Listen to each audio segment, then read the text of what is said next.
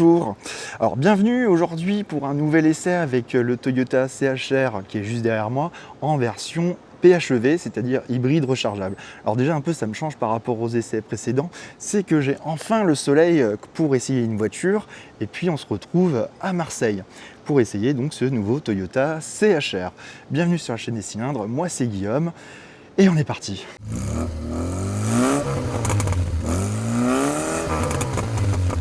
Bon, pour refaire vite fait un peu l'historique du Toyota CHR, il est apparu en 2016. La première génération vient de prendre sa retraite et le nouveau CHR arrive avec les dents beaucoup plus longues que précédemment.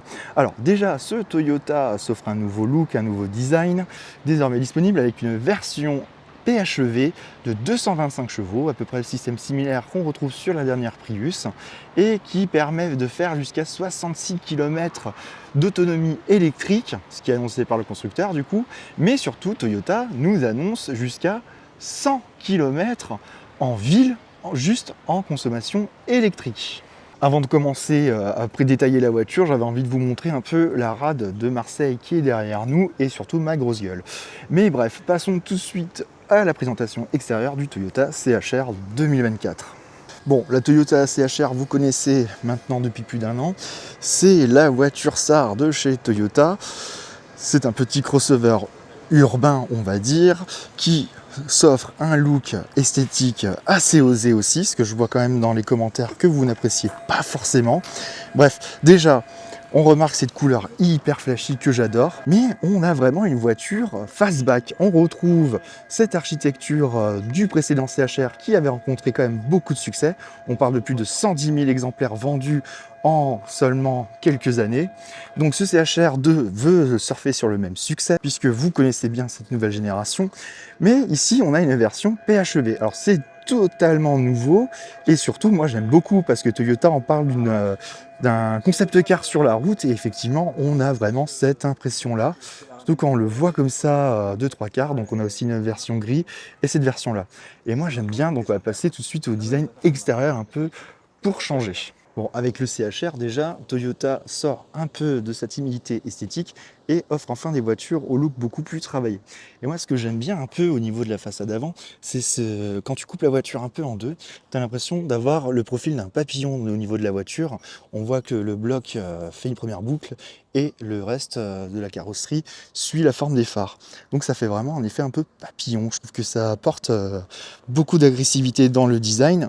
Et je voulais montrer un autre truc que je n'avais pas fait attention au lancement du CHR. Pas vu que Toyota avait intégré son logo à l'arrière du véhicule. Donc en fait, il y a tellement d'éléments de design qu'on ne fait pas forcément attention au niveau de l'esthétique de la voiture et qu'en fait, j'en profite en fait de ces essais pour redécouvrir complètement la voiture. Mais surtout, moi, je trouve que ce nouveau design de la marque est plutôt spectaculaire. On a l'impression d'avoir en fait finalement une Aygo Cross un peu plus grosse.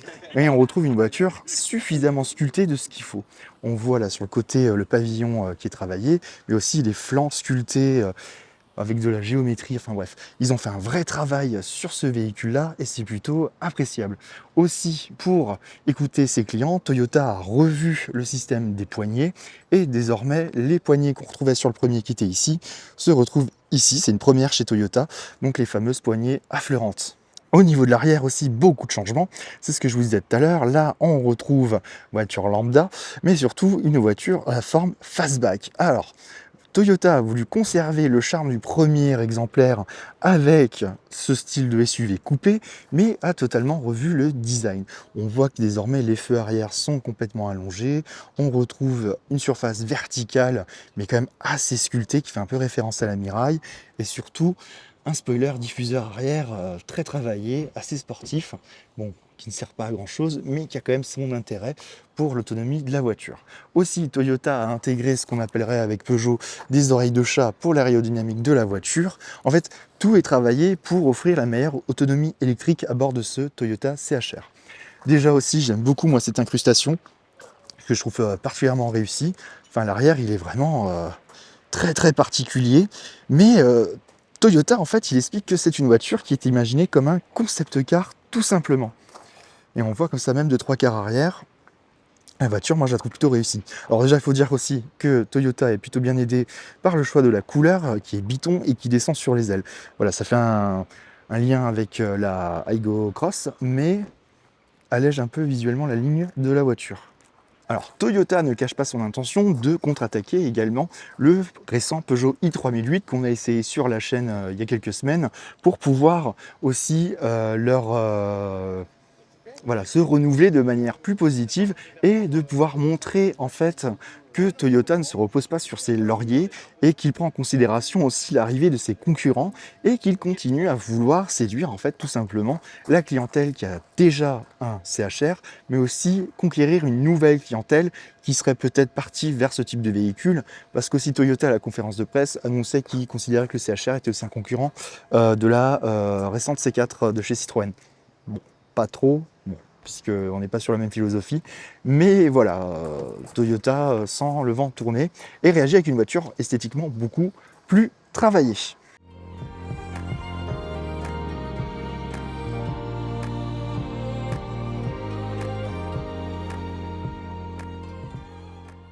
Alors, nous voilà désormais à bord du CHR PHEV. Alors bon, au niveau des différences avec le modèle hybride, il n'y en a pas beaucoup. Donc on peut voir un mobilier plutôt bien construit, hein. C'est moussé ici, là c'est moussé, là aussi. Et puis bon, on a une belle finition. Alors surtout, j'aime beaucoup les contreportes qui sont en Alcantara. En fait, Toyota a vraiment fait un effort sur la qualité visuelle de la voiture. On retrouve également ces petites surpiqûres jaunes qui sont également sur le siège. Promis, je ne referai pas comme le i3008 avec mon toucher sensuel.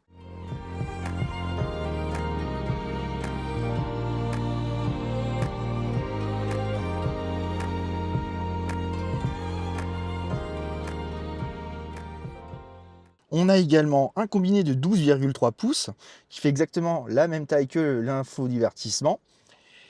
Et on a aussi cette petite caméra qui en fait regarde notre concentration à la conduite. Donc autant vous dire que sur les premiers kilomètres, comme je ne regardais pas trop, la voiture n'a fait que biper. Mais Toyota a fait un véritable effort avec cette voiture. Déjà j'aime beaucoup ces contours là, ces aérateurs très travaillés, je ne sais pas pourquoi je dis contours.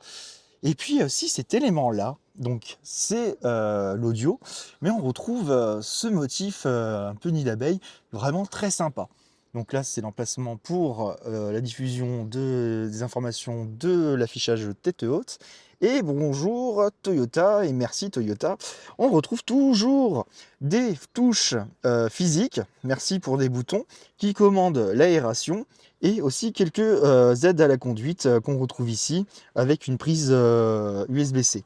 Là, on a un chargeur à induction et puis là, c'est une matière plastique brute, mais pour éviter que les éléments que vous allez mettre ici ne glissent. Donc au niveau de l'écran central tactile d'infodivertissement, il est plutôt fluide et présente plutôt sobrement. Donc on retrouve tout ce qu'on a sur la consommation avec l'infodivertissement et surtout l'infotrajet.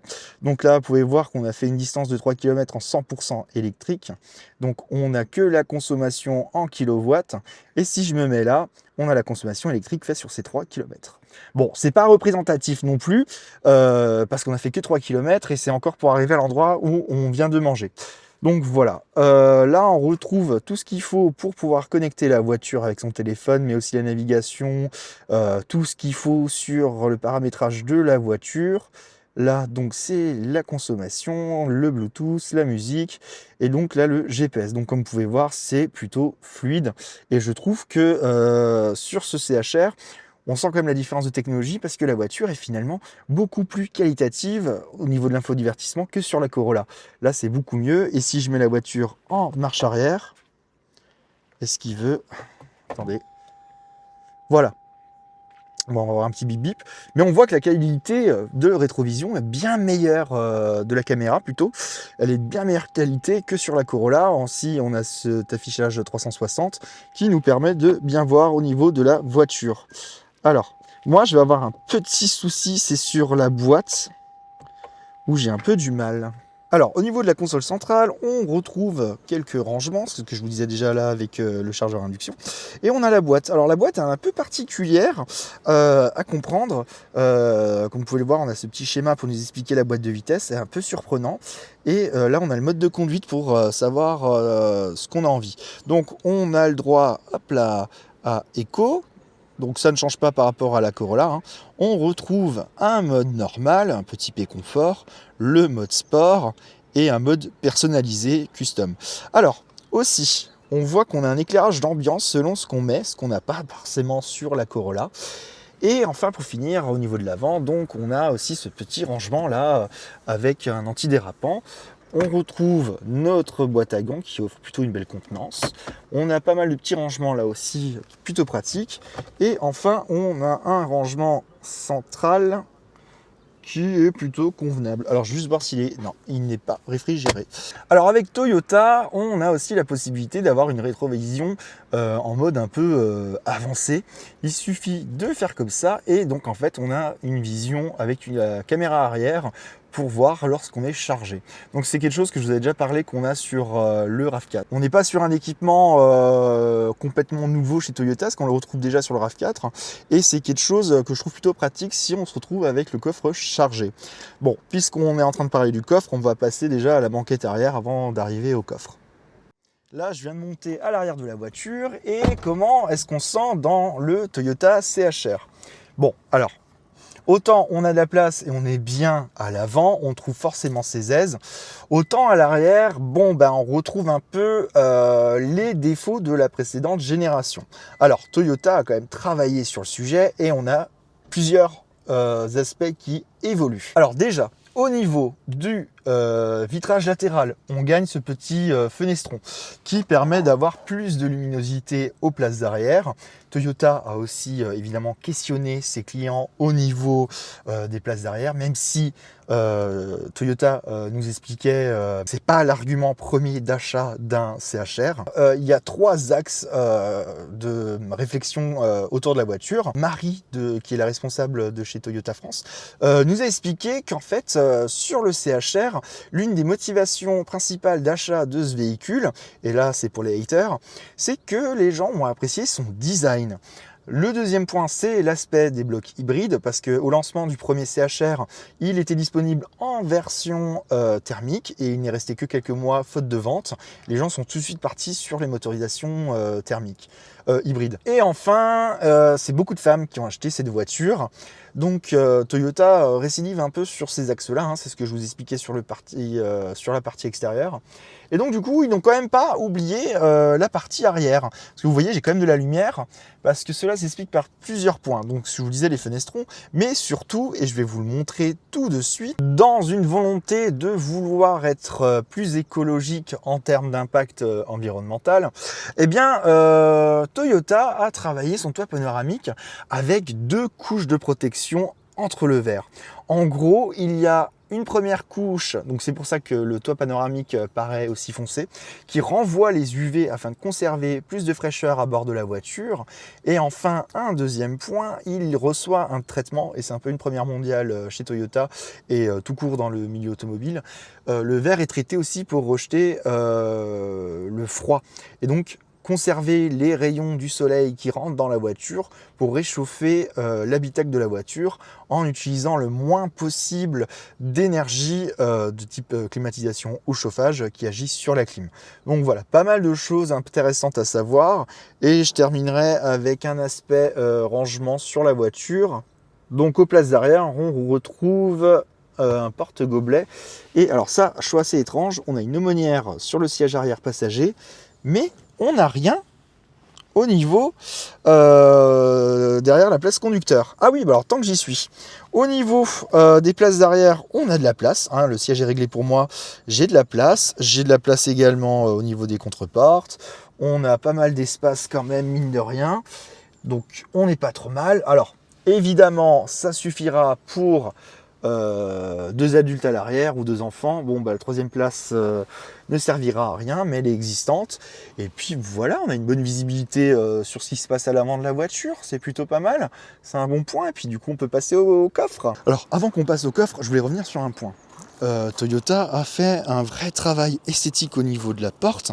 On voit vraiment une cassure entre la partie avant et la partie arrière de la voiture. Mais surtout, ça s'explique avec un design un peu particulier du niveau de la portière.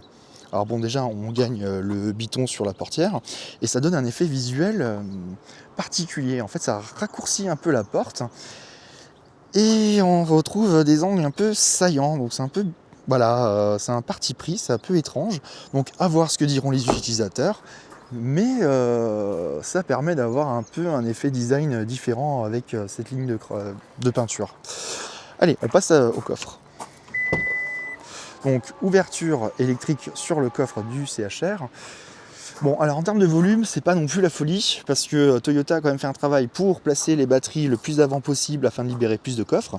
Donc on a plus d'espace que précédemment, mais on reste sur du 313 litres. On a le système JBL qui est juste ici, avec les subwoofers, et on retrouve aussi normalement un petit rangement à l'arrière pour les câbles. Et là je ne sais pas ce que j'ai, mais il y a un kit à l'arrière de la voiture, enfin bref, vous voyez, il y a une partie des câbles qui passe par là. Toyota a aussi travaillé énormément pour réduire le poids de la voiture. Alors on se retrouve au volant de la nouvelle Toyota CHR PHEV. Donc là, j'ai fait déjà une première boucle dans la matinée, donc en mode hybride, et la voiture a un fonctionnement un peu particulier où la voiture, par une localisation GPS, va adapter le mode de conduite. Donc en gros, selon là où la voiture se localise, eh bien soit elle passe en hybride, soit elle passe en mode EV, donc en full électrique. Alors là, à l'instant où je vous parle, on est en début d'après-midi, on reprend la deuxième boucle et la voiture est à 0% d'autonomie et pourtant, je sens quand même les 225 km d'autonomie. On est vraiment sur une voiture qui garde une puissance disponible vraiment très large. Au niveau de la direction, le CHR est une bonne surprise. On est sur une voiture typée quand même confort. Alors là, je suis en mode sport, donc j'arrive quand même à profiter d'une voiture un peu typée conduite sportive avec une direction plutôt précise. J'ai l'impression de retrouver la Corolla qu'on a essayé précédemment avec une voiture qui se montre vraiment très agréable à conduire. Au niveau de l'infodivertissement et du compteur, la voiture offre une bonne visibilité. On a aussi l'affichage tête haute qui aide plutôt bien. Ah ouais, elle hurle. Parce que là, j'allais dire, oui, en plus, on a les voitures qui hurlent pas du tout. J'ai fini cette période-là. Bah si, elle hurle encore. Mais bon, on a la batterie vide, donc forcément, la voiture, pour tout hybride, c'est la même configuration. Donc au niveau du reste de l'infodivertissement, tout tombe plutôt bien sous la main, on a une bonne visibilité, les boutons sur le volant sont bien placés pour qu'on puisse les utiliser uniquement avec le pouce au final, comme les boutons d'aération. Le compteur derrière le volant, comme pour la Corolla, je ne trouve pas forcément très utile parce que j'ai l'essentiel des infos que j'ai besoin au niveau de mon écran central. Alors, on sent quand même qu'on est sur un SUV parce que dans les épingles, il nous fait vite comprendre qu'on doit s'arrêter. Mais après, je trouve que l'amortissement, il est bon. Je trouve que l'amortissement, il est confortable finalement. On est quand même sur quelque chose un peu typé sport. On a vraiment une très belle réussite de la part de Toyota sur cette voiture. Alors toi, je te ballotte, par contre, je suis désolé. Quand tu tiens le volant, t'arrives à suivre la voiture. Quand t'es passager, par contre, tu vas le dingue. Ouais. Aussi sur le mode de localisation, la voiture freine d'elle-même et c'est assez surprenant. Donc dans sa gestion un peu autonome, ce que je disais tout à l'heure avec la localisation, c'est que je viens de rater la sortie. C'est que la voiture, elle va freiner d'elle-même, donc un peu un fonctionnement one pédale, et c'est pas forcément tout le temps confortable. On se fait un peu surprendre par moment. Après, pour le reste, sur autoroute, typiquement, où j'ai eu le cas, où la voiture s'est mise à freiner assez brusquement. Mais sinon, en ville, je trouve le système est plutôt agréable. Donc au niveau aussi du toit panoramique, je reprends un instant au niveau de cet élément-là. Donc on est plutôt en plein soleil, on a 16 degrés, donc bon, on n'est pas en canicule non plus.